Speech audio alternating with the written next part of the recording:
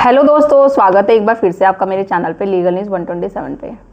दोस्तों, बहुत सारे पति हो या पत्नी, आज की डेट में दोनों ही मैं बात कर रही हूँ, ये जो केसेस एक दूसरे पे दोनों लगाते हैं ना, इतनी बड़ी प्रॉब्लम में आ जाते हैं ना। मतलब झूठे केसेस लगाना, लड़ाई झगड़ा करना, कोर्ट कचहरी जाना, थाने जाना, मतलब इतना ज़्यादा निराश हो जाते हैं फिर ये सारी चीज़ों को लेकर, उनको समझ में नहीं आता क्या करना चाहिए। बहुत ज़्यादा मेंटली डिप्रेशन में पड़ जाते हैं। अब उससे इन चीज़ों को बाहर निकलने के लिए कभी कभी डॉक्टर के पास भी जाना पड़ता है, इतना डिप्रेशन ले लेते हैं। अब कुछ लोग इतना डिप्रेशन ले लेते हैं कि अपने आप को ही, अपनी ज़िंदगी को ख़त्म कर लेते हैं। बट वो ये नहीं सोचते हैं कि ऐसा करने से कोई फ़ायदा नहीं है, नुकसान ही नुकसान है। ऐसा करने से आप तो चले जाओगे, आप अपने पीछे किसके छोड़ के जाओगे? अपनी फैमिली को, अपने बूढ़े माँ बाप को। तो इससे क्या साबित हो जाएगा? जो आप पे केसेस लगे हुए हैं तो क्या वो सही साबित हो जाएंगे? आप सही थे? बिल्कुल नहीं। लड़ना सीखो, हारना नहीं है आपको। जब आपको पता है आप सही हो, और ये मैं बात किस दोनों के लिए बोल रही हूँ, चाहे पति हो या पत्नी। अगर आपका पति भी आपको परेशान कर रहा है, झूठे केसों में होता है कि पति भी परेशान करते हैं, धमकियाँ देते हैं। मेरे पास अभी हाल ही में एक आया था, एक लेडी का मैसेज, वो कह रही थी कि पति झूठे केसों में फंसाता है, ऐसे ऐसे बोल देता है, मुझे रखना नहीं चाहता बट मैं जाना चाहती हूँ। तो मुझे समझ में नहीं आता, मैं उन सबसे बात करती हूँ जो पीड़ित है, कि चाहे वो पति हो या पत्नी, आप डरते क्यों है? कोई धमकी देता है आपको तो आप डर जाओगे? आपको ये नहीं पता कि कानून है क्या? आखिर कानून सबूत मांगता है। धमकी देता है ना तो उसको बोलो ठीक है जा कर ले, जो जितने केस करना है कर ले।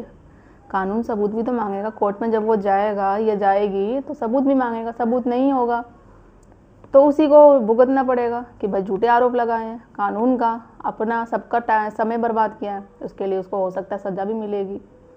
तो डरने की ज़रूरत नहीं है। अगर आप सही हो तो लड़ना सीखो। तो आज की वीडियो में मैं बताऊंगी आपको कि सेक्शन 9 करने से आपको क्या फ़ायदा मिल सकेगा, जिससे कि जो पति पीड़ित है उनको मेंटेनेंस देने की ज़रूरत नहीं पड़ेगी। चाहे 498 भी केस नहीं लगेगा, चाहे वो 12 DB का केस हो, कोई भी हो। ठीक है, तो चैनल पर नए जुड़े हैं तो चैनल को लाइक करना, शेयर करना, सब्सक्राइब करना बिल्कुल नहीं भूलिए। साथ ही बेल आइकन दबा दीजिए ताकि आपको टाइम टाइम से मेरी वीडियो नोटिफिकेशन सबसे पहले मिलती रहे। अब आमतौर पर क्या होता है, अगर मैं सेक्शन 9 की बात करूँ तो बहुत सारे लोग हैं, अब आप में से कमेंट भी करेंगे कि सेक्शन 9 का कोई फ़ायदा नहीं होता, हमारा तो चलता हुआ आ रहा है, इसका कोई फ़ायदा है ही नहीं। वैसे तो मैंने इससे पहले वीडियो काफ़ी बना रखी है, आपको शेयर कर रखे, बताया भी है। देखो, ये प्रैक्टिकल चीज़ें होती है और सेक्शन 9 को आप छोटा मोटा केस मत समझो। अगर आप सही तरीके से लड़ते हो ना, सही तरीके से केस करते हो, उस पर चीज़ें किस तरीके से लड़ना चाहिए, क्या नहीं, नॉलेज क्या होनी चाहिए, आपको कानून की प्रॉपर जानकारी हो, और एक साथ में अच्छा वकील हो आपका, तो आपको ज़रूर जीत मिलेगी।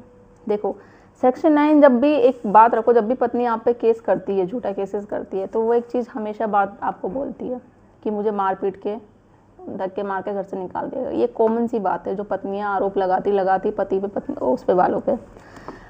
फिर उसके बाद आपसे कोई कांटेक्ट नहीं करेगी, कोई बातचीत नहीं, कॉल करने की कोशिश करोगे ब्लॉक कर देगी, घर पे जाओगे नहीं मिलने देगी, बाहर बदतमीजी से बात करके दरवाज़ा नहीं खोलेगी। इस तरीके से आपको क्या करना है, जब सेक्शन 9 का, पहले मैं हमेशा बोलती हूँ केस करने से पहले लीगल नोटिस भेजो।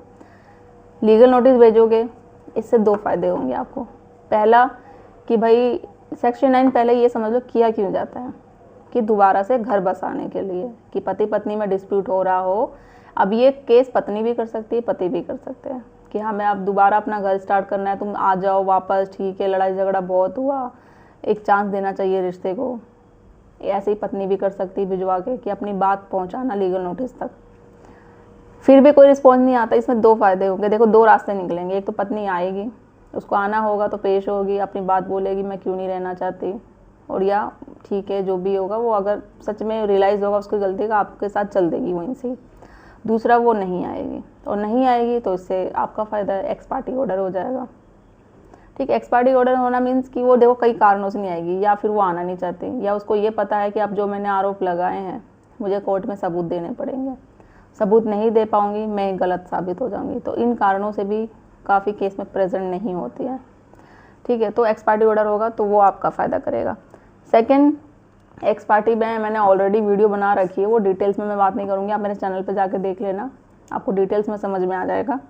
अब देखो, जब सेक्शन 9 का आप केस करते हो तो इसकी जब डिग्री आपको मिल जाती है ना, तो इसके आपको बहुत फ़ायदे होंगे। जब आपने सेक्शन 9 का केस किया और पत्नी ने, आपको डिग्री मिल गई 1 साल के बाद, एक तो आपने बताया कि भाई मैं पत्नी को रखना चाहता हूँ, नोटिस में भी जाहिर किया, केस होने के बाद भी कोर्ट ने अलाउ भी कर दिया कि आपको 2 महीने का टाइम दिया पत्नी को कि आपको ससुराल में जाकर रहना होगा। वो कोर्ट में तो भले आके बोलती है मुझे रहना है, पति नहीं रखता, ससुराल वाले नहीं रखते। और वहाँ दूसरी तरफ जब आप केस कर रहे हो, कोर्ट को ये भी दिख रहा है भाई बोल तो पत्नी रही है बट ये जाती नहीं है, और पति चाहता है वो जाने के लिए उसने सेक्शन 9 का भी कर रखा है। 1 साल हो गए नहीं जा रहे हैं।